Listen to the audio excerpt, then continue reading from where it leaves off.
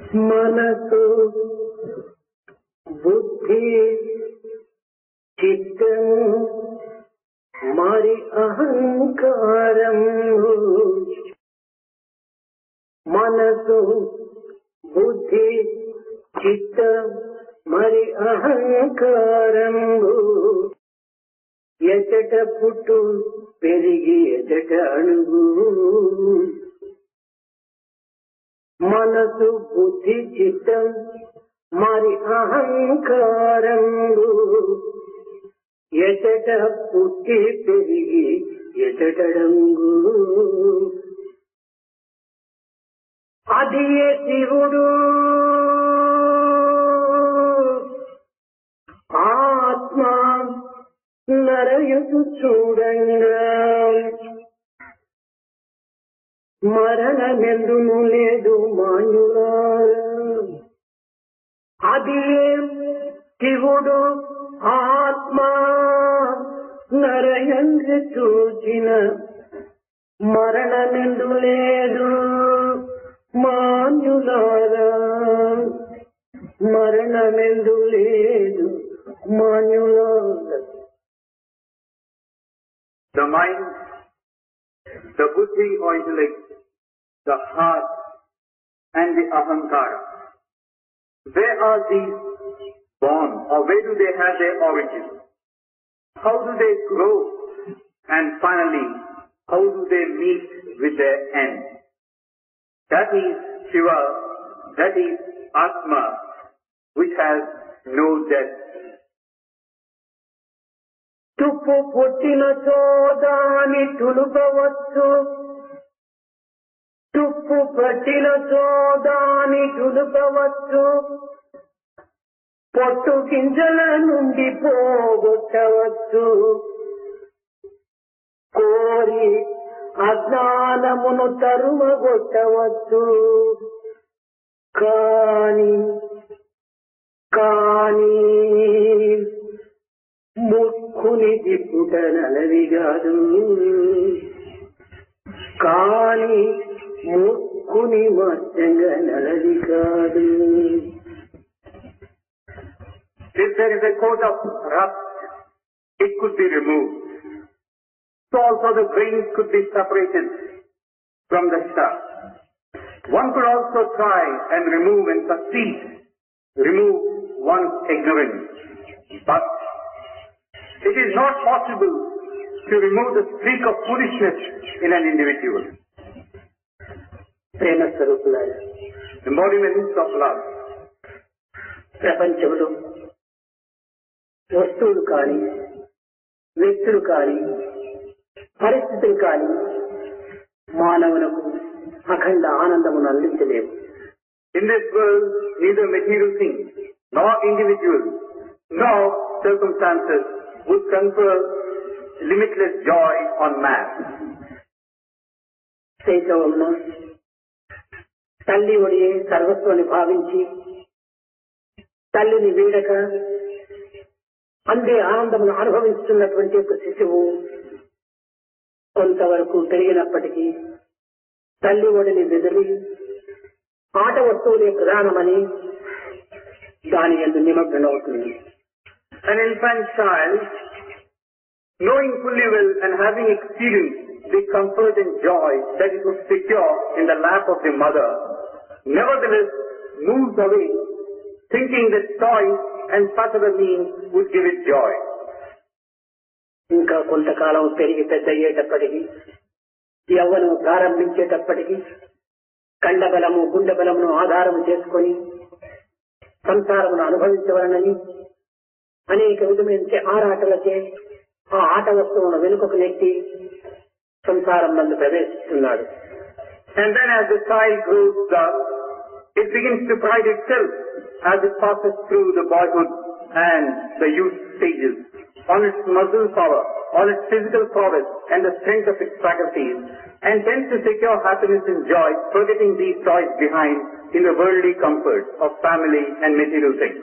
ఈ విధముగా సంసారం అనుభవిస్తూ ఉండగానే ముంచుకొని వస్తుంది ముసలితనం.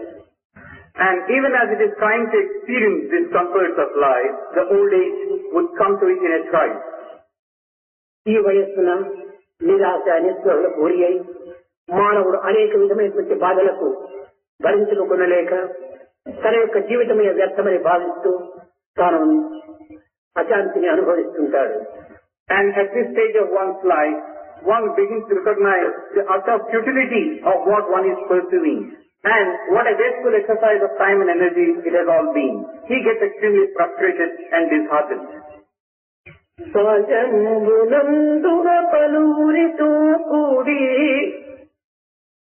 భయంబునందున పలువురితో కూడి పాటపాటల యందు ఐక్యమగును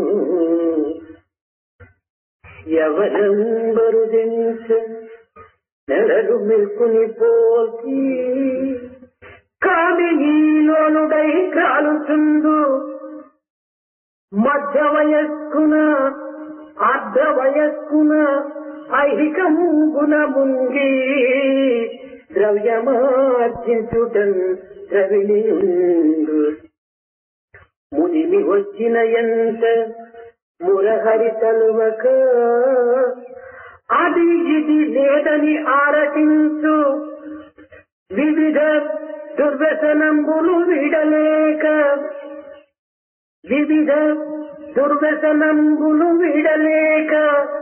భక్తి మార్గం వెతుక ఆసక్తి లేక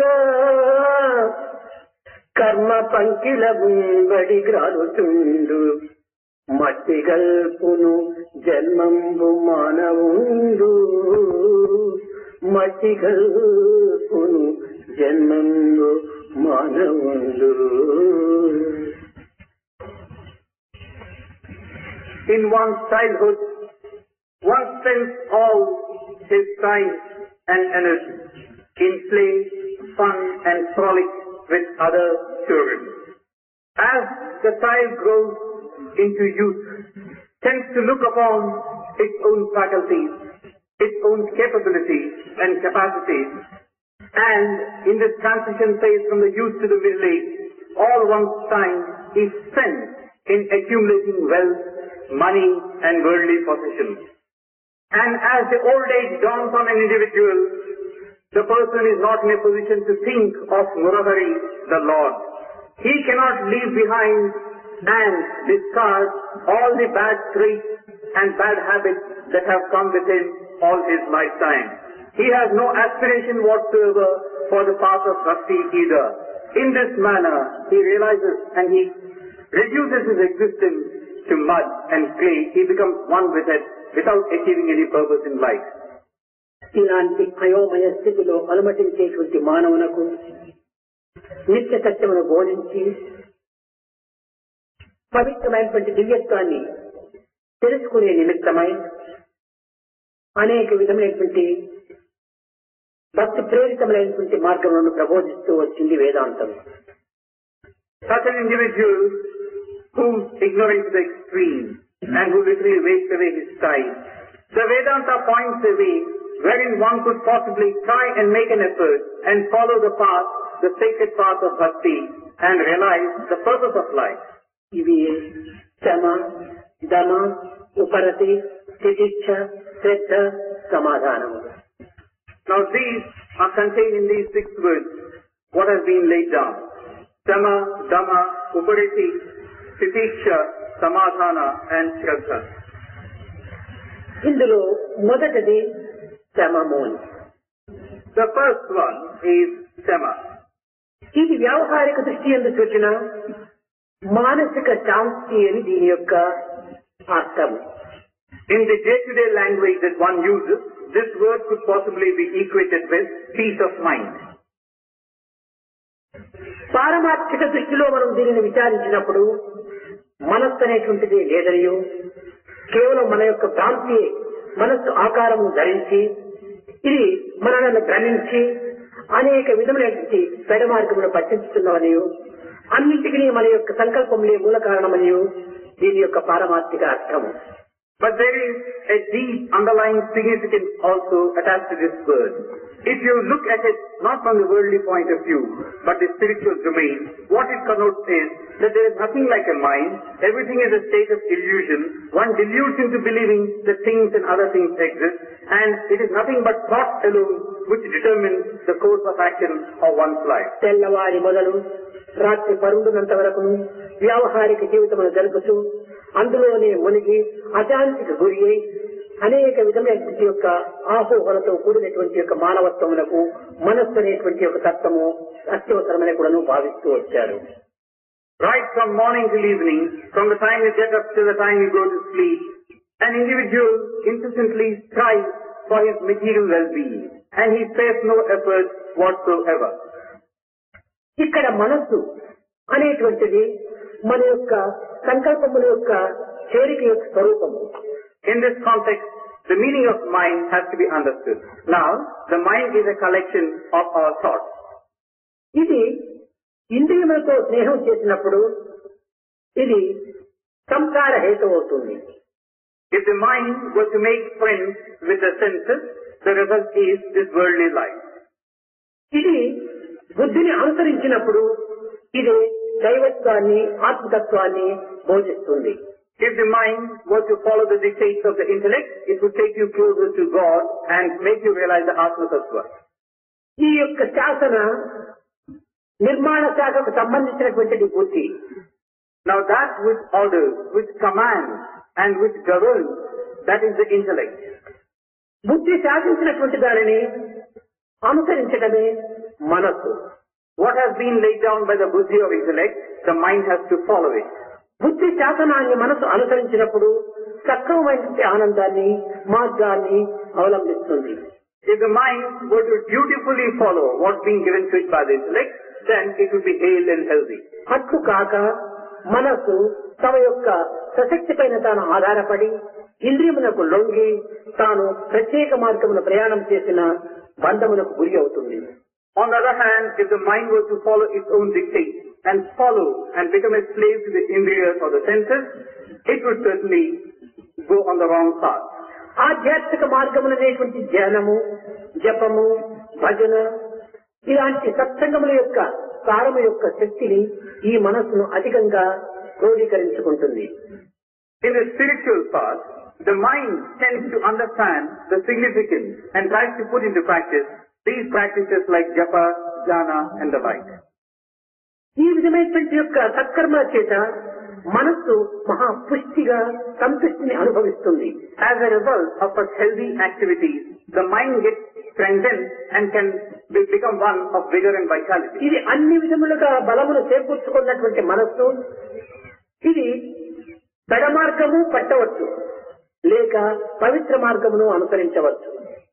A mind which does get nourished and strengthened could follow a bad path, could also follow a good path.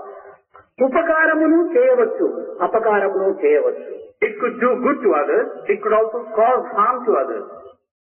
కనుకనే దీనిని సక్రమమైన మార్గమునందు ప్రవేశపెట్టి జగత్ కళ్యాణమునకు, లోక కళ్యాణమునకు, సమాజం యొక్క క్షేమమునకు సరైన రీతిగా తీర్చిదిద్దుకోవటం దీనిని క్షమము అని చెప్తూ వచ్చారు.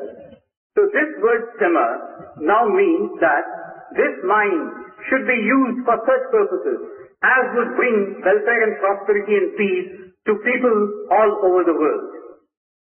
అయితే ఈ మనస్సు ద్వారా చేయతగినటువంటివేమి, చేయతగినవి ఏమి అనేటువంటి విషయాన్ని కొంతవరకు సాధకులు యోచించాలి.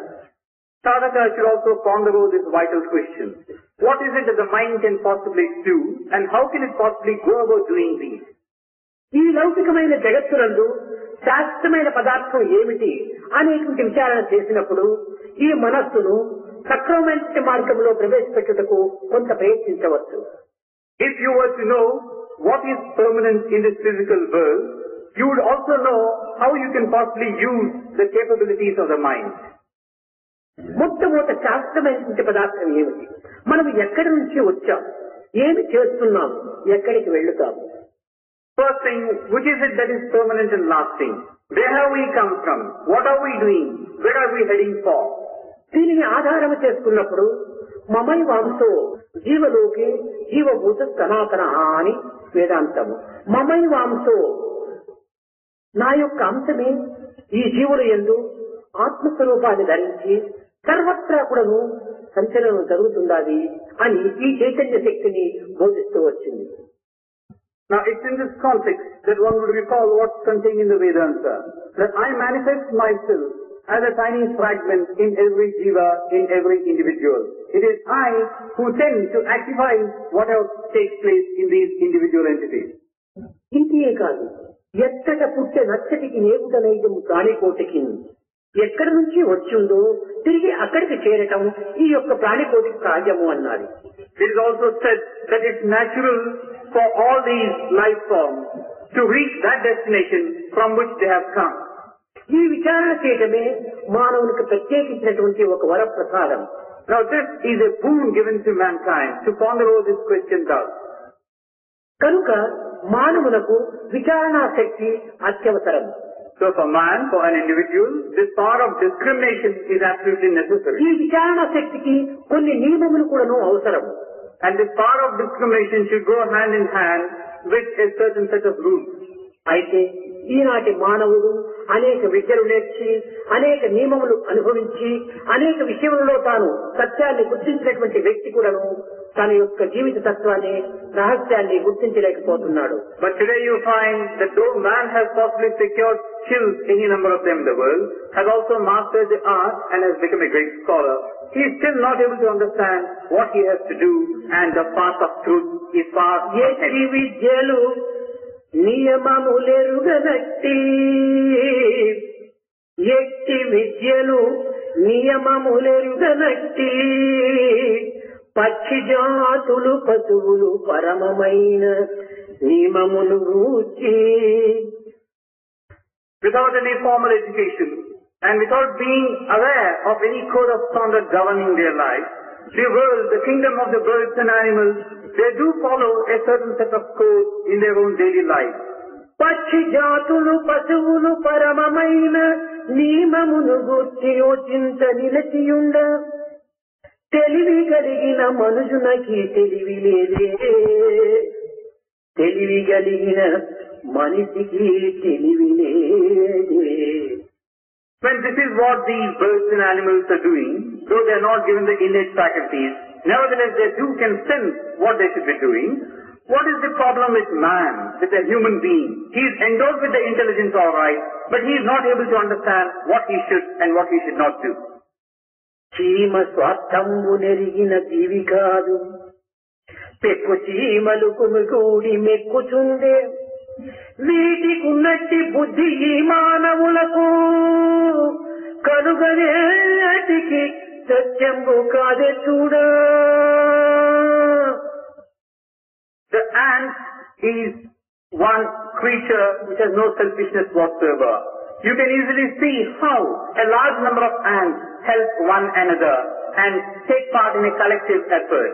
When this is the case with a mere ant, what about man? Try as you might, you can't find a trace of selflessness in man.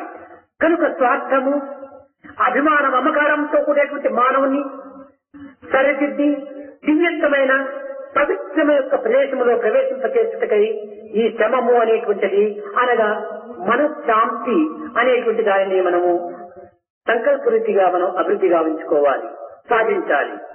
So here is a human being, selfish to the core and also plagued with qualities like attachment and ideas of mine and thine. To such an individual, this process of shrama takes him away from this path of deterioration, puts him on the path where he can secure peace of mind. సంకల్పములను సక్రమమైన మార్గంలో మరచినప్పుడే శాంతి అనేటువంటిది మనకు లభిస్తుంది. And the process consists in an effort from the individual. His thoughts and ideas should be such as to be geared up towards this end. మనం సక్రమమైన మార్గంలో ఈ సంకల్పమును ప్రవేశపెట్టక శాంతి అంటే మనకు ఏ రీతిగా లభిస్తుంది? If our thoughts and ideas are not to be in tune with what we wish to achieve, what's the use of your saying you want peace and peace? కనుక ప్రతి సంకల్పమును కూడాను ఇది సరైనదా కాదా అనేటువంటి విచారణ తెలపాలి. So every little thought that comes to you, every little thing that you wish to do, you must ask, is it a correct one, a proper one or not? ఈ సంకల్పము మానవులకు సంబంధించినదా, లేక మృగములకు సంబంధించినదా, లేక పశుపక్షాలకు సంబంధించినదా అనేటువంటి విషయాన్ని విచారించాలి. You should also ask the question, these thoughts of mine, are they characteristic of a human being, or of the animal, or the bird, or the beast? కనుక ప్రతి సంకల్పాన్ని కూడాను మంచి చెడ్డల విచారణ తెలిపి నిత్యానిత్య విషయ పరిశీలన తెలిపినప్పుడే దీన్ని సరి అయినటువంటి శాంతిని మనం అనుభవించడం వీలవుతుంది. You can certainly enjoy peace and comfort when you discriminate thus with regard to your thoughts and ideas, and also ask questions about the reality and the not being real aspect of it. తోచినట్టుగా సంకల్పంలో పోయినట్టుగా మనిషిని ప్రవేశపెట్టినప్పుడు ఇది మనిషి కాకుండా మృగంగా తయారవుతాడు. If a man were merely to follow his own whims and fancies without asking questions thus, he would become one with the beast. శాంతికి బదులు అశాంతిని అనుభవిస్తాడు. Instead of peace, he'll have a lack of peace and agitation. కనుక మానవునికి కలిగేటువంటి ప్రతి సంకల్పాన్ని కూడాను పవిత్రమైనటువంటి సంకల్పంతో తాను పవిత్రమైన మార్గంలో ప్రవేశపెట్టాలి. So every thought should be sacred and pure, and that in turn should be translated into action. సమాజములకు ఎట్టి అలజడులు కూడా కలిగినటువంటి మార్గంలో దీనిని ప్రవేశపెట్టాలి. And this in turn should be turned towards the society in such a way that no harm is caused. మనం ఏకాకిగా మనం జీవించడం లేదు. You are not living a life of solitude. మన చుట్టూ సమాజం ఉంటున్నది. Around you, you have the society. మన సంకల్పములు కానీ మన క్రియలు కానీ సమాజములకు ఎట్టి అశాంతిని కూడా నువ్వు చేకూర్చకూడదు. Either our thoughts or actions should not bring unrest to the society. సమాజములకు ఏ విధమైనటువంటి అశాంతిని చేకూర్చమో ఆ అశాంతి యొక్క ప్రతిబింబం మనలో ప్రతిధ్వనిస్తుంది. If the society is agitated, certainly it will have an echo in your own life. కనుక అశాంతి అనేది కేవలం మన సంకల్పములోనే కూర్చున్నది కానీ ప్రత్యేకించి ఏ ప్రదేశం నుంచి రావటం లేదు. So this ashanti or lack of peace is born out of your own sankalpa, your own thoughts and ideas. It is not external to you. సంకల్పమును సరియైన మార్గంలో మనం ప్రవేశపెట్టినప్పుడు శాంతి మనకు లభిస్తుంది. If these thoughts were to be channelized in a proper way, certainly peace will be ours. ఇంకా దమము అనేటువంటిది ఇంద్రియ నిగ్రహము అని. Next we come to the second of these six qualities, dhamma, controlling of one's senses. ఈ ఇంద్రియ నిగ్రహం అనగా ఏదో ఒక విధమైనటువంటి యొక్క సంకల్పము చేత ఇంద్రియాలను అనేక విధములుగా ఉద్రేకపరుస్తూ ఉన్నాం. Now, what we are observing is, these senses are tend to be excited for whatever reason. ఈ ఇంద్రియములకు అమితమైనటువంటి రజో తమో గుణములను మనము పెంచుతున్నాం. We are also furthering these qualities of rajo and tamo in these indriyas. మొట్టమొదట మనము మిత తిండి మిత భాషను మనం అభివృద్ధి పరచుకోవాలి. The first requirement, therefore, for us is food and talk in moderation. రెండవది మిత నిద్ర కూడాను మనం అభివృద్ధి చేసుకోవాలి. Second will be a lessening of sleep.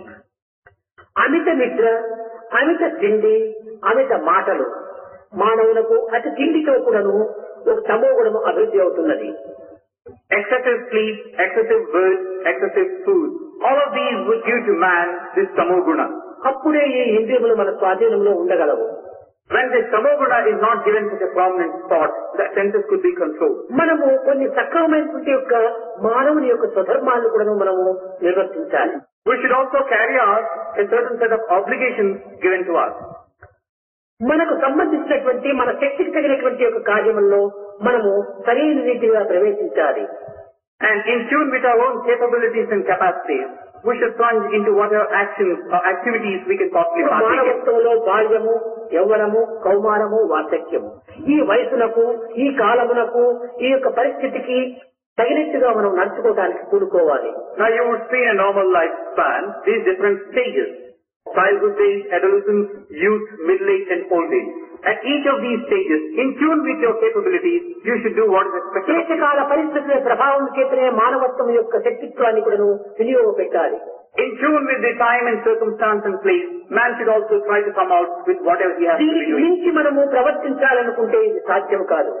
You cannot do anything by exceeding what your capabilities are. తద్వారా మనకు కొన్ని ప్రమాదములు కూడా సంభవించవచ్చును. There's every possibility that you might be up A against స్థానములో, ఏ యొక్క పరిస్థితిలో, ఏ విధంగా మనం ప్రవర్తించాలి అనేటువంటి విషయాన్ని చక్కగా విచారణ చేసినప్పుడే మనకు తగినటువంటి యొక్క తృప్తి కలుగుతుంది. There is every opportunity for you to be up against dangers otherwise. You must realize, in tune with the circumstance, time and situation, how should I conduct myself? What is it that I should do? A small example in this context. చేప నీటిలో జీవించటము దానికి స్వభావము, దానికి ఆనందం. It is natural for fish to live in water, and this is what gives it happiness. ఇంటియే కాదు, దాని యొక్క సహజం కూడా. It is also natural to this fish. తన సహజాన్ని, తన స్వభావాన్ని, తన ఆనందాన్ని వదలి నీటి కంటే ఉత్తమమైనది కదా, నీటి కంటే పవిత్రమైనది కదా అని పాలలో పోయి ప్రవేశిస్తే ఇది ప్రమాదానికి గురి అవుతుంది. Now the fish, if it were to feel that milk is something far superior in its content and nutritive value than water, suppose the fish were to go and want to live in milk, only it will be a danger for the fish. పాల కంటే తక్కువైనప్పటికీ, పాల కంటే స్థిరస్థితిలో ఉండినప్పటికీ, విలువ తక్కువైనప్పటికీ నీటి అందే తమ యొక్క జీవితమును సుక్షేమంగా అభివృద్ధి సాధించుకోవటానికి కానీ అనుభవించుకోవటానికి కానీ అవకాశం ఉంది. కానీ నీటి కంటే ఉత్తమమైనటువంటి యొక్క స్థానమని అందులో ప్రవేశించడం చేత చేపకు ప్రమాదం సంభవించినట్టుగా మానవుడు తన యొక్క దేశకాల ప్రభావములకు లొంగి తన ప్రవర్తన కూడాను సక్రమమైన మార్గంలో పెట్టుకున్నప్పుడే ఈ ఇంద్రియములు కొంతవరకు వశం కాగలవు. Water could certainly be inferior to milk, all right. But if the fish were to leave its natural habitat and go and start wanting to live in fish, it is only danger that awaits this fish. So also man should know what is it that he should do, in tune with his own capabilities, in tune with a certain set of circumstances, situation and time. And it is only that way that he can possibly realize what is expected of him.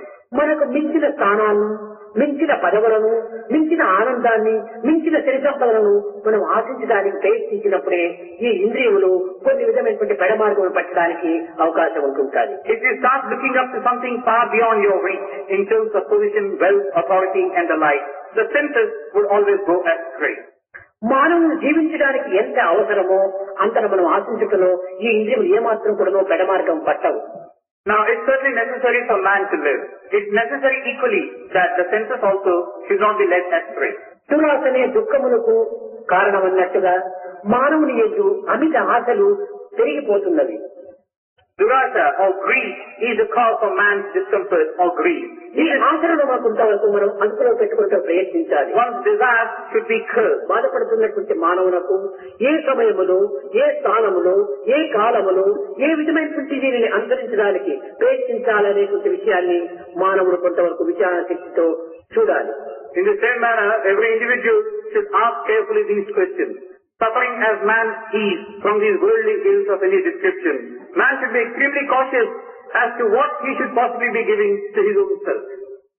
కనుక మానవుడు తన స్వధర్మమును, తన కాలము యొక్క పరిస్థితిని అనుసరించి ఇంద్రియములను కొంతవరకు అదుపులో పెట్టుకుని దురాశలను అదుపులో పెట్టుకుని జీవించడానికి ప్రయత్నించాలి. So every individual should try to follow the dictates of his own dharma, swadharma, and try to know what the senses should be done with, how to control them. This is the only way for his peace and joy. నిజముగా మానవుడు పట్టడన్నం కోసమని అనేక విధములుగా శ్రమపడి రాత్రింపగలు కూడా కృషించి కాలమును వ్యర్థం చేస్తూ, కాయమును క్షీణింపజేస్తూ, కర్మలను అపవిత్రమైన కర్మలు ఆచరిస్తూ తన జీవితంలో వ్యర్థం చేసుకుంటున్నాడు. Today what do you find? That man is wasting away his time and energy in the pursuit of things which he feels would give him sustenance and joy and comfort, like food and various other material possessions. నిజముగా మానవుడు తిండి నిద్రల కోసమే పుట్టాడా? లేదు.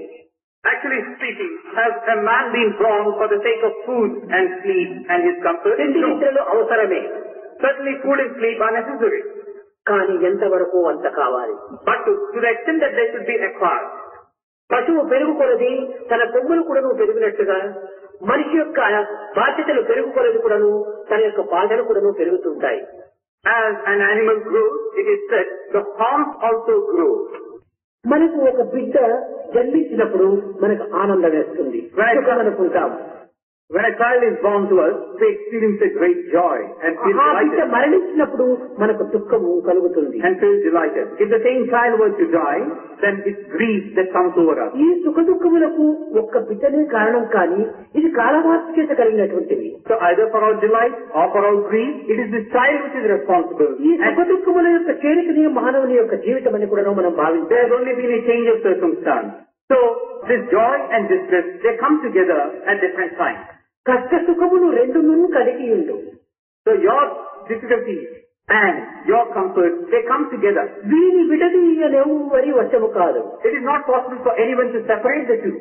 సుఖము ప్రత్యేకముగా యందు చూడబోవు. Do not look for this sukha or comfort in anything particularly. కష్టము ఫలించనేది సుఖం బట్టందరు.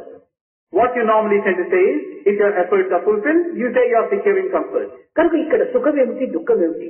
సుఖము క్షీణిస్తే కష్టం అంటున్నాం, కష్టం ఫలిస్తే సుఖం అంటున్నాం.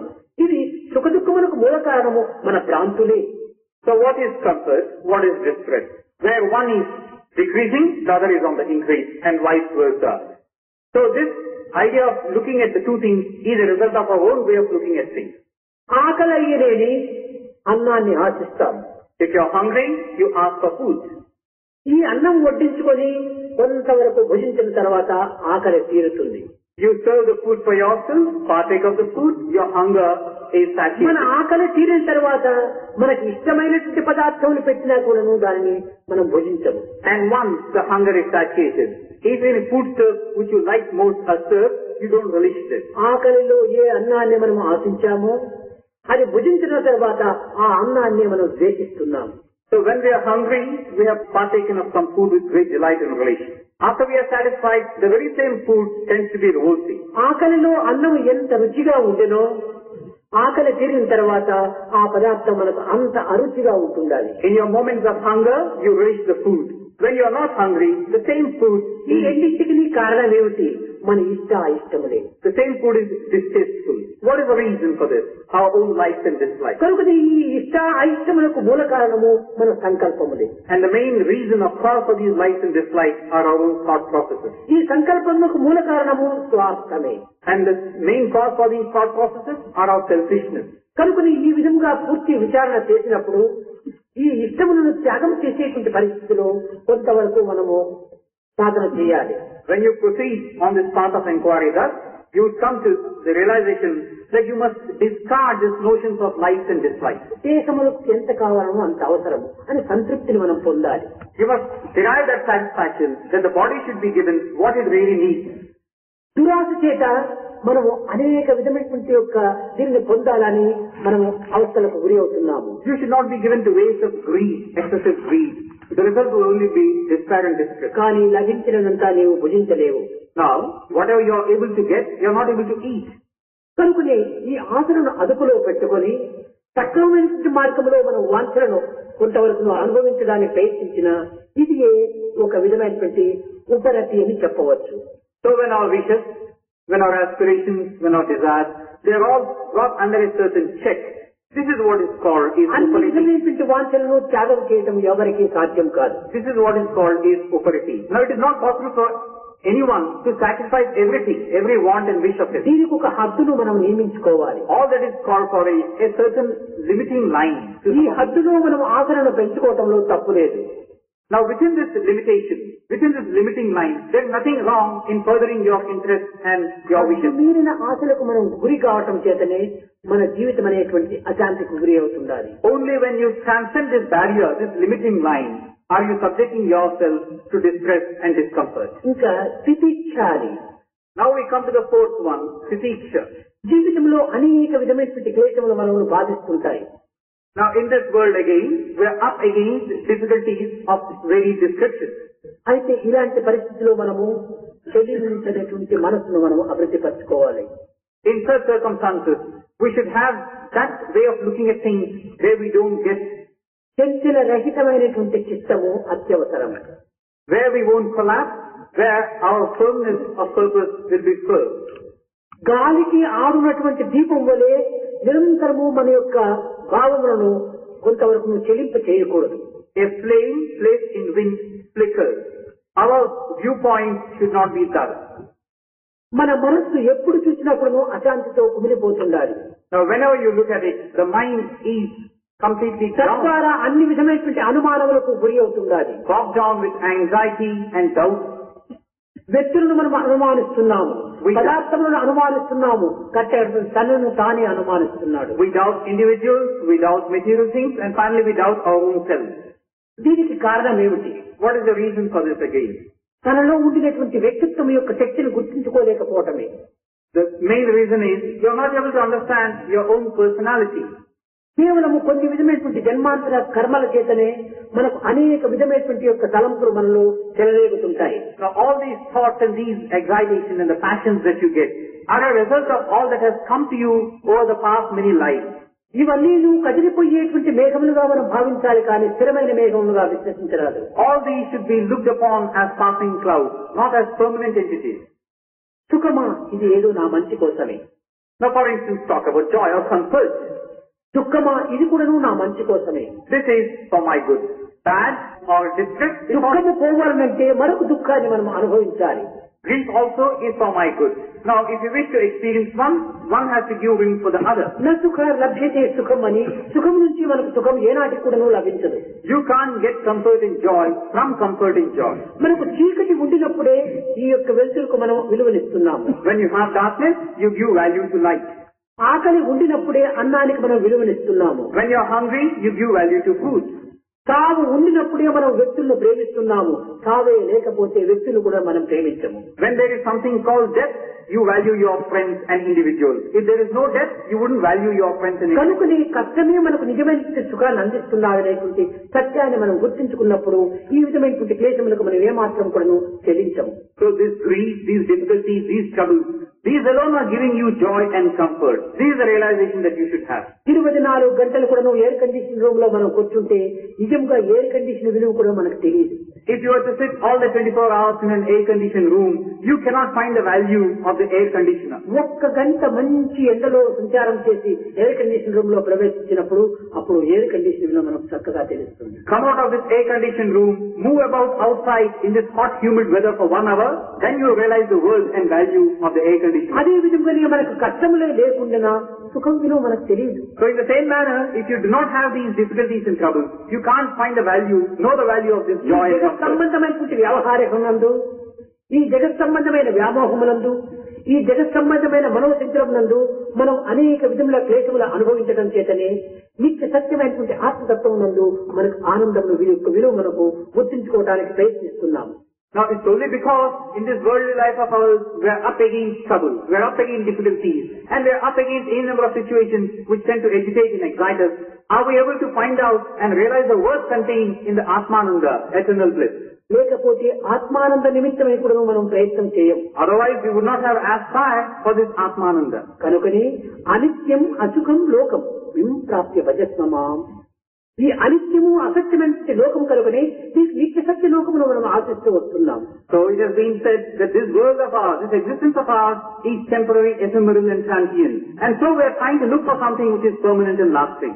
ఈ విధమైనటువంటి సత్యాన్ని మనం చక్కగా విచారించినప్పుడు మనకు ఈ విధమైనటువంటి యొక్క క్లేశముతో మనం ఏమాత్రమో చెల్లించము. So once we understand the truth thus, these difficulties and troubles can no longer bother us. ఇంకా శ్రద్ధ. Then we come to the fifth of these things, Shraddha. శ్రద్ధ అనగా ఏ కార్యమునందైనా కూడాను పవిత్రమైనటువంటి కార్యంలో మనం ప్రవేశించినప్పుడు దానికి తగినటువంటి యొక్క ఇచ్ఛాశక్తిని అభివృద్ధి పరచుకోవాలి. Now Shraddha could be understood thus.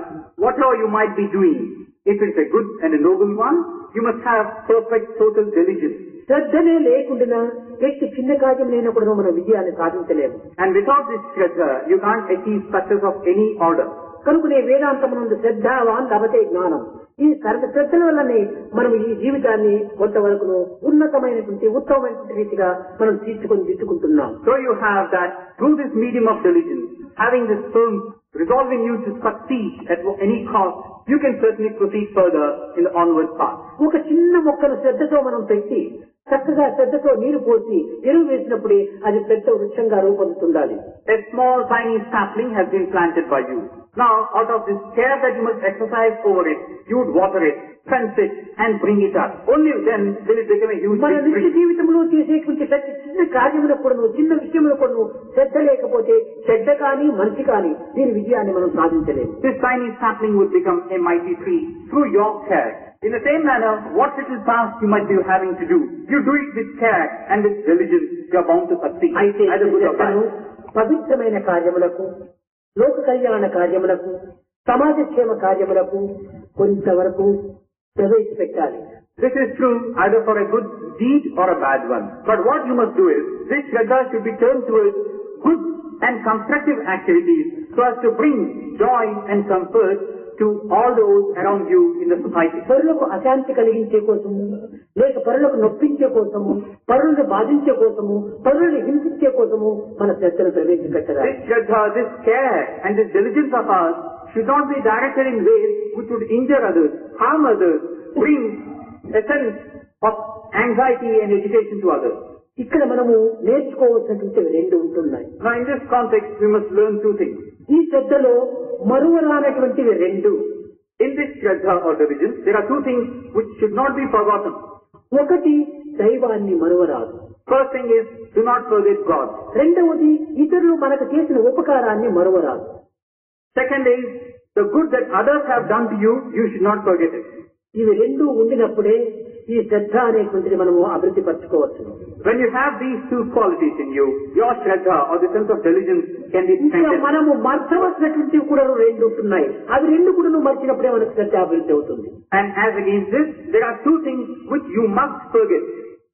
ఇతరులు మనకు చేసిన అపకారాన్ని మనం మర్చిపోవాలి. The harm that others have done to us, we should forget. మనము ఇతరులకు చేసిన ఉపకారాన్ని మర్చిపోవాలి.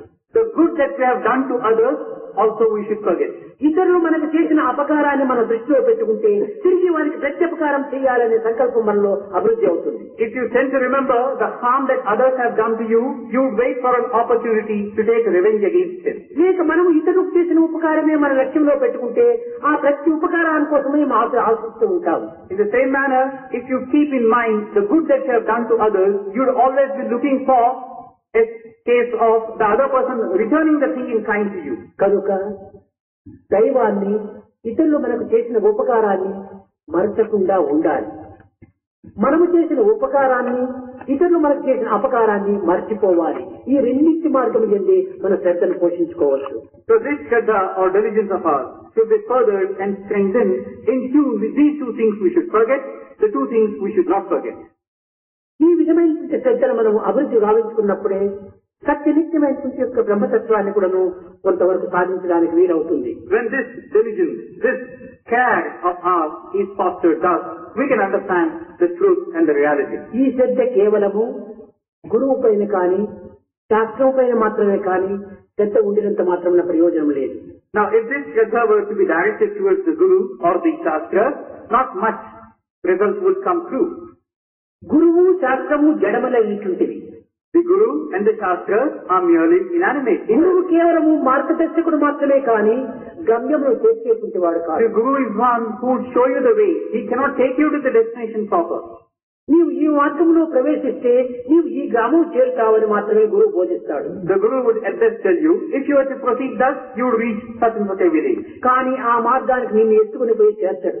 But he won't lift you bodily and take you himself to that village. మార్గంలో నడచవలసిన వాడు నీవే. One who has to cross, one has to walk on this path is you. కనుక గురువార్తను మనం శిరసా వహించి మార్గాన్ని నడచడానికి మనం ప్రయత్నించడంలో అత్యంతను పోషించుకోవాలి. So this Shraddha of yours should be directed in this manner. Have firm faith in the path shown by the Guru to you and in your exercising your capacity to walk this path. శాస్త్రం కూడాను అంతే. The Shastra also is the same way. శాస్త్రం కూడాను బోధిస్తూ ఉండాలి కానీ నిన్ను ఆ మార్గంలో తన ద్వారా తీసుకుని పోవటం లేదు. The Shastras do preach you various things, but they do not take you along with them.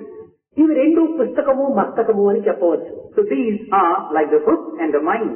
శాస్త్రము పుస్తకము, గురువు మస్తకము. The Shastras are the book and the Guru is like the mastaka or the mind. పుస్తకంలో మస్తకంలో చేర్చుకున్నంత మాత్రాన మస్తకము పుస్తకము రెండు అవుతుంది. మన practical లో ఏమిటి ఉండాలి, మన నిత్య జీవితంలో మనం ప్రవేశపెట్టాలి. If whatever is contained in the book is transformed into the brain, It's a question of one thing transferring itself from one to other. What have you gained in the process? దీనికి చక్కని చిన్న ఉదాహరణ. You must put something into practice. In this ఒక సిద్ధాంతి ఒక పంచాంగంలో రాసి ఉండొచ్చును. ఫలాని కార్తీ లోపల 10 దిక్కుల వర్షం కురుస్తుంది అని సిద్ధాంతి రాశాడు. Now, a small example in this context. A Siddhanti, a learned person, writes down in the Panchanga that at a certain time there is bound to be a good rain. అయితే ఆ కార్తీలో ఆ పంచాంగాన్ని పురిపెట్టి పిండితే 10 చుక్కలేమైనా నీరు వస్తుందా? So just because this has been written that there is bound to be rain at a certain time in a certain place, suppose you try to squeeze the Panchanga, the book itself, well, you get any raindrops out of it. ఇది అసాధ్యం. This is impossible. అదే విధంగానే కొన్ని గ్రంథములు మనం పఠిస్తున్నాం, కొన్ని గ్రంథములు మనం కంఠస్థం చేసుకుంటున్నాము. ప్రయోజనం ఏమిటి? కంఠములకు నొప్పి తప్ప మరి ఏమాత్రము మన సుఖం లభించదు. In the same manner, we are reading by rote all the Shastras and the Panchanga. We try to translate whatever is contained into our breath. There is absolutely nothing fruitful coming out of it, only a pain in the throat. చెప్పవచ్చు కోటి చెయ్యరు ఒక్కటి. One might talk about any number of things, crores of things, but you won't do even one of them into practice. చెప్పుట సులభంబు చేయుట కష్టంబు. To preach is easy, to practice is difficult. ఎవరికి? తాతకైనా వాని తాతకైనా. For who? You might ask, either for God or for his grandfather. That's what the saying goes. కనుక ఎటువంటి శక్తివంతమైన గురువు ఉండినప్పటికీ మన శ్రద్ధ, మన ఇష్టము, మన యొక్క అపేక్షను ఆధారపడి ఉంటుంటాది గమ్యము. So you might have this guru, far excellence no doubt, but unless your Shraddha also plays its role, you cannot achieve anything. కనుక ఈ మార్గంలో మాత్రం మన శ్రద్ధను పోషించుకోవాలి. So it is in this path that our Shraddha should be fostered and nourished. ఏ చిన్న మార్గం నందైనప్పుడు మనం శ్రద్ధగా మనం దాన్ని అనుసరించినప్పుడే మనం గమ్యము చేరుతాము. It might be the smallest of things, but if Shraddha were to be there, you are bound to succeed. శ్రద్ధకు విశ్వాసము అత్యవసరం. And for this Shraddha again, this element of faith is. విశ్వాసమే లేకుండా మనం ఎన్ని విధాల ప్రయత్నం చేసినా ఈ శ్రద్ధ బలపడదు. Without this element of faith, your Shraddha cannot be sustained and strengthened, try as you might. ఆ శాస్త్రమునందు కానీ ఆ వ్యక్తి ఎందు కానీ గాఢమైన విశ్వాసము మనం పెంచుకున్నప్పుడే ఈ గాఢమైన శ్రద్ధ కూడా మనలో ఆవిర్భవిస్తుంది. Only when you have implicit faith in the words contained by the Guru or in the book or the scriptures can you further your Shraddha in what you wish to do. ఇంకా సమాధానం. Now we come to the sixth of them, Samadhana. ఈ సమాధానం అనగా ఏమిటంటే కొన్ని విధమైనటువంటి గురువు చెప్పిన విషయములు కానీ గ్రంథములు బోధించినటువంటి దానినే కానీ ఇవన్నీ కూడా ఈ దైవవాణిగా ఉంటున్నాయి అనేటువంటి ఒక విశ్వాసం బలపరచుకోవాలి. What is Samadhana? Samadhana is that intense belief and faith in the fact that whatever is being uttered by the Guru, whatever is being contained in the scriptures is verily the voice of God. కానీ ఈ శాస్త్రం పైన కానీ గురువు పైన కానీ సరైన విశ్వాసం లేనప్పుడు మనకు సమాధానం ఏమాత్రము కలగదు. And if in the first place you don't have faith in the words of the Guru or in the words of the Shastras, you cannot hope to have this Samadhana. మరింత మూర్ఖత్వం కూడా అభివృద్ధి అయిపోతుంది. Only thing would be, your foolishness would be on the increase. గురువు చెప్పినట్టుగా ఆ గురువు ప్రవర్తించినా అప్పుడు ఇతనికి సమాధానం అవుతుంది. Now if you are to follow and do as the Guru wants you to do, then this Samadhana has a place in you. గురువు చెప్పడం ఒకటి, చేయటం మరొకటిగా ఉంటున్నప్పుడు ఇతనికి సమాధానం ఏ రీతిగా కలుగుతుంది? The Guru would tell you to do one thing, you do something else. How can you have this Samadhana in you? కనుక ఎప్పుడు ఇది సమాధానం కలుగుతుందంటే మనస్సు ఏకం, వచస్సు ఏకం, కర్మ ఏకం, ఇలాంటి ఏకత్వంతో కూడినటువంటి మహత్తమ తత్వంలో మనకు సమాధానం వస్తుంది. When can you possibly get this Samadhana, this virtue of Samadhana? Only when there is perfect harmony between your thoughts, words and deeds. కేవలం గురువు ముందే మాత్రమే కాదు, తన యందు కూడాను మరి నేను తలచినటువంటిది, నేను చెప్పినటువంటిది, నేను చేసేటువంటిది ఏకంగా ఉన్నదా లేదా అనేటువంటి విచారంలో మనకు సమాధానం అవుతుంది. Now this Samadhana aspect of it, not merely the words of the Guru, the person concerned also would come to realize that if he were to ask this question, is his thoughts, words and deeds in tune with one another? If he can satisfy himself, this Samadhana is very much with him. మనం తలచడం ఒకటి, చెప్పడం మరొకటి, చేయటం ఇంకోటిగా ఉంటున్నప్పుడు నీకే సమాధానం లేదు, ఇంకా ఇతరులపై నీకు సమాధానం ఏ రీతిగా కలుగుతుంది? Your thought is one, your word is another, your deed is in a third direction. How can you satisfy yourself? Where is the Samadhana in you then? కనుక త్రిపుటిని ఏకంగా చేసేటువంటి స్థితి అంటే సమాధానం మనకు ప్రాప్తిస్తుంది. So when you have these three aspects coming together and meeting at a point, you can certainly say you have this Samadhana. You can satisfy yourself. కనుక ఈ సమాధానమునకు కూడా సరైనటువంటి మార్గం ఏమిటంటే శ్రమ, దమ, ఉపరతి, తితిక్ష, శ్రద్ధ, సమాధానము, ఈ ఆరింటికి సరి అయినటువంటిది ఒక్కటి మాత్రము చాలు. Now you have these 6 things listed down like this. Sama, Dama, Upariti, Titiksha, Samadhana and Shraddha. And out of these, if you have at least even one, it's more than enough. దీనికి ధ్యానమే సర్వరోగ నివారణ. Now for this, dhyana is the solution for all problems and difficulties. ఒక్క ధ్యానముతో శమము, దమము, ఉపరతి, తితిక్ష, శ్రద్ధ, సమాధానము ఈ 6 కూడా మనం వశం చేసుకోవచ్చు. Just by having this one single entity dhyana, you can make your possession all these 6. Sama, Dama, Upariti, Titiksha, Shraddha and Samadhana. ధ్యానములో శాంతి మనకు లభిస్తుంది. In dhyana, you can secure peace. ధ్యానములో ఇంద్రియ నిగ్రహం చేకూరుతుంది. In dhyana, you can control your senses. ఈ ధ్యానములో విషయ వాసన సాహిత్యం జరుగుతుంది. In dhyana again, you can put a check on your aspirations, your desires. మనకు కలిగేటువంటి క్లేశం యొక్క దీనిలో అచంచలమనేటువంటిది మనకు ప్రాప్తిస్తుంది. And in all the agitation of these worldly difficulties, you will get the single pointedness in dhyana. ఇందులో మనకు ఒక విధమైనటువంటి శ్రద్ధ కూడా కలుగుతుంది. And in dhyana again, you can get this shraddha. సమాధానము సులభంగా ఏర్పడుతుంది. And samadhana is yours for the asking. అయితే ఈ ధ్యానం ఏ రీతిగా మనం చేయాలి? But then, how do you get this dhyana? How do we go about doing this dhyana? ఈనాడు లోకములో ధ్యానములు అనేకంగా ఉంటున్నాయి. In this world again, today, you have dhyana of any number of denominations. కానీ సులభంగా మీరు సామాన్యమైనటువంటి మానవులు ధ్యాన సమయం ఎలాంటిది, ఏ సమయంలో మనం ధ్యానం చేస్తే సరైనటువంటి దివ్యత్వం మనకు ప్రాప్తిస్తుంది అనేటువంటి సూక్ష్మ రహస్యాన్ని మీరు గుర్తించాలి. Now you are all laymen, individuals having various obligations. If only you were to understand what is the proper time for you to be sitting in dhyana, you can secure this dhyana without any effort whatsoever. మార్గము తెలియక గ్రామం మనము చేరలేము. Without knowing the path or the way, you cannot reach a village. కనుక మొట్టమొదట ఈ ధ్యానమునకు మార్గం ఏమిటి అనేటువంటి దాన్ని విచారించాలి. So the first thing is, what is the way towards this dhyana? కొంతమంది ఈ రహస్యాన్ని గుర్తించగనక గంటలు గంటలు ధ్యానంలో కూర్చుంటున్నారు.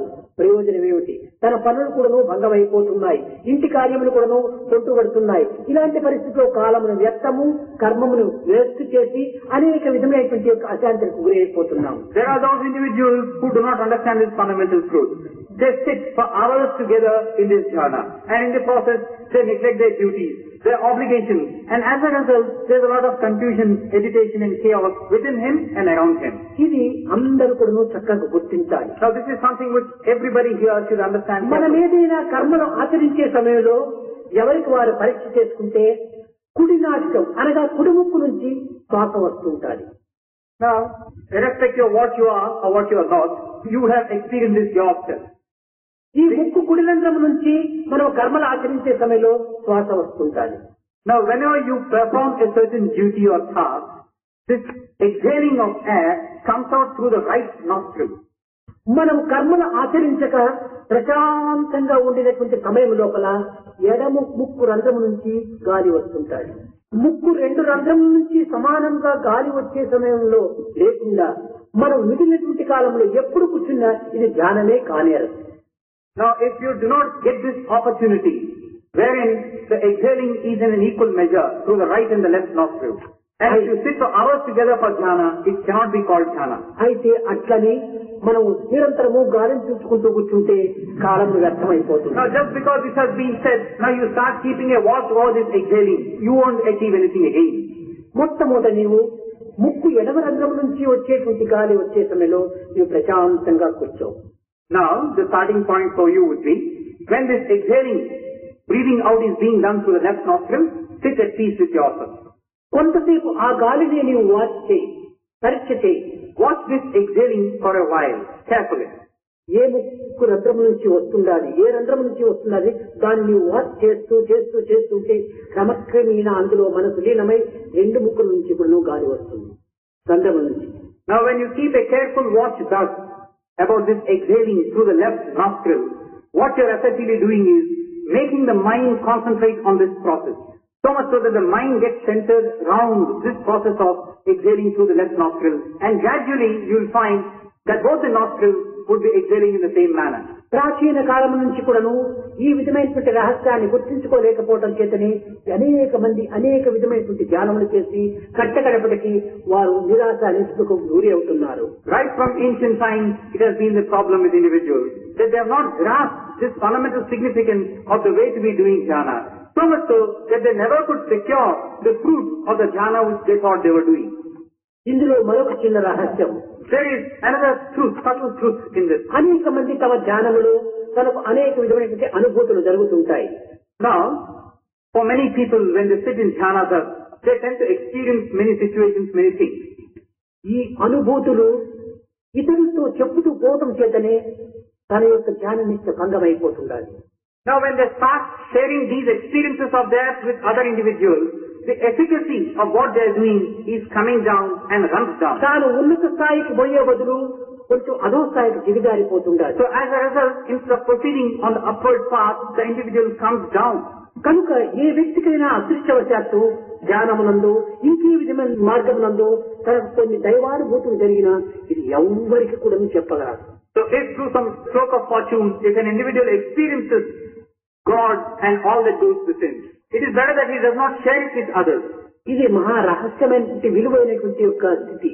Now, this experience that has been given to you is most secretive and should be ఈ retained. విలువైనటువంటి దానిని ఇష్టం వచ్చినట్లుగా బజార్లో పెట్టి అమ్మడానికి It ప్రయత్నించకూడదు. is priceless and it should not be scattered away in the bazaar streets like that. విలువైనటువంటి వజ్రాన్ని ఎవరైనా బజార్లో కుప్పల మాదిరి పోసి అమ్ముతున్నారా, చేపలను పోసి అమ్ముతున్నారు. A priceless gem or a collection of such priceless gems, does one make a heap of them in the bazaar street and sell them? No, it's only fish which is sold ఆ out. విలువైన వజ్రాన్ని భద్రమైన బీరువలో పెట్టి దానిని పొందడానికి అర్హుడైనటువంటి వాడు వచ్చినప్పుడే వానికి మాత్రమే చూపిస్తున్నారు. This priceless gem is made secure in an almirah, a sealed safe. When somebody who is deserving to see this comes, that person alone is shown this. అదే విధముగానే ఈ భగవత్ అనుభూతులనేటువంటి రత్నాలను తనకు విలువైనటువంటి వాడు, తనను పొందగలిగినటువంటి వాడు ఏ గురువు ఉన్నాడో ఆ సద్గురువుకు మాత్రమే చెప్పి రహస్యాన్ని తెలుసుకోవాలి, కానీ అందరికీ మనం తెలుపగలదు. In the same manner, these divine experiences that come to you, they are like these priceless jewels. They should not be shown to all and sundry. You must reserve this for showing them to the Sadguru or the Guru, who alone is deserving and who is in a position to see what you have to show him. దీనివల్ల అనేక విధమైనటువంటి అవాంతరములు కలుగుతూ ఉన్నాయి. Now, because of this prevalent practice now, there are any number of dangers which come the way of this. కొంత అధోగతికి కూడాను దిగజారిపోతాడు. He also degrades in the process. ఇది ఇతరులకు చెప్పడం చేత ఇతరులు పరిహాసము చేయవచ్చును, లేక అసూయ పడవచ్చును. By sharing it with others, others might ridicule you or may criticize you. ఈ పరిహాసం చేసినప్పుడు నీ ఉత్సాహం సన్నగిల్లవచ్చును. And when others ridicule you and make fun of you, your enthusiasm also may come down. లేక నీలో అహంకారం పెరగవచ్చును. Or you might be given to a case of ego born in you. కనుక ఈ సమాజమునకు నీకు ఉండినటువంటి సన్నిహిత సంబంధ బాంధవ్యం చేత నీకు అనేక విధమైనటువంటి యొక్క దుర్గుణములు కూడా నీలో ప్రవేశించవచ్చు. And once some of these things find a way in your system, it's only a matter of time before all the other bad traits and habits. క్రమక్రమేణా ఈ అనుభూతులు నీకు పెరుగుకొలది నీ యొక్క సమాజం యొక్క సంబంధము పెరుగుతూ రావాలి. So, as these experiences of yours are on the increase, your links with the society should be on the decrease. కనుక మనము పవిత్రమైన ప్రేమతో పరమాత్మ తత్వాన్ని హృదయం నుండి ప్రతిష్ఠింప చేసుకుని ధ్యానములో ఈ విధమైనటువంటి శ్వాసను మనం గుర్తించి క్రమక్రమేణా ఉన్నత స్థాయి చేరడానికి ప్రయత్నించాలి. So, by cultivating pure love and installing God within us in our hearts, through this medium of jhana thus, we should try and proceed further on this spiritual journey. మన యొక్క అనుభూతులను కూడాను ఎక్కడికి కూడాను ఎవరికి కూడాను తెలపడానికి ప్రయత్నించకూడదు. We should not make an effort out of the way to share our experiences with others. నీవు కేవలం ఒక అడ్వర్టైజ్ తీసుకోవడం కోసం నీకు అనుభూతులు రాలేదు, ఆనందాన్ని అనుభవించే కోసం వస్తున్నాయని. These experiences have been vouchsafed to you not for you to advertise them, but for you to live in that bliss. ఇప్పటికే కాలాతీతమైంది. మిగిలినటువంటి విషయాలు కూడా రేపు ముచ్చటించుకోవచ్చును. ఇంకా ముందు కచేరీ ఉంటుండాలి, హరికథ కూడా ఉంటుండాలి. అవి కూడా ఈ సాధనలో ప్రధానమైన అంగములే కనుక వాటిని కూడా శ్రవణం చేసి మనస్సు శాంతిపరచుకోండి. It is already time and we shall delve on some of these things tomorrow. We have a program to follow in the form of a kacheri and harikatha. They are also sadhanas of some type, so much so that you listen to them and take your peace of mind.